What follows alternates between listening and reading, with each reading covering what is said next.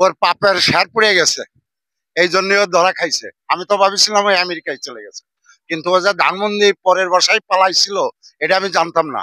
আরে কতবার আমি ফোনে যোগাযোগ করবো বলে ওরে আমি ফোন দিছি, মমতাজ বেগম আমার ফোনের উত্তর দেয় না। আমি ভাবছি ও গেল কোথায়। হ্যাঁ, সবাই কয় ভাই ওই আমেরিকায় চলে গেছে। আরে ও তো আমারও আমি একটা ওর বড় ভক্ত ছিলাম, ভক্ত থেকে কি করব।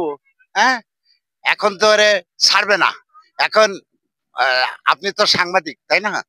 আরে কাকা, আমি সাংবাদিক না, আমি হলো ইউটিউবার। আচ্ছা কাকা, এই যে যে কাকিটা ধরে নিয়ে গেল, আমাদের বাংলার ঐতিহ্য কাকি, যার গান শুনে আমাদের ঘুম আসতো, রাতে ঘুমানোর সময় তার গান শুনতাম।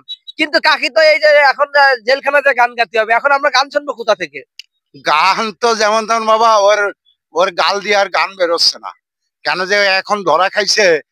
আচ্ছা, আপনি তো ইউটিউবের সাংবাদিক, হ্যাঁ? জি জি জি। তা ওই একটা কথা বলবো। হ্যাঁ বলেন।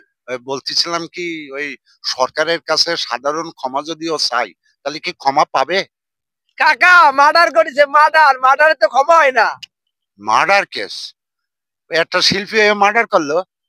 হ্যাঁ, তার আমি কত বড় ভক্ত, সে খুনি কেসের আসামি, তাহলে তো ওর পরিচয় দেওয়া যাবে না।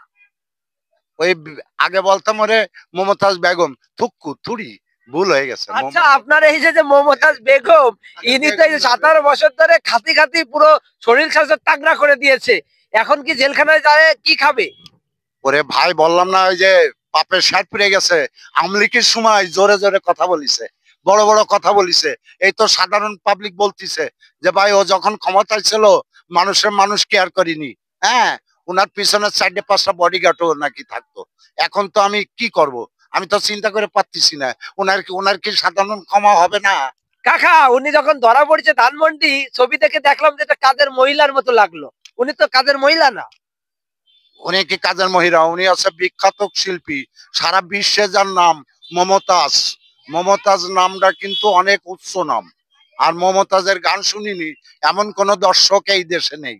হ্যাঁ, সেই হিসেবে যদি ওরা একটু সাধারণ ক্ষমা করে, তাহলে হয়তো মানুষে আবার গান শুনতে পারবে। ধন্যবাদ আপনাকে ভাই।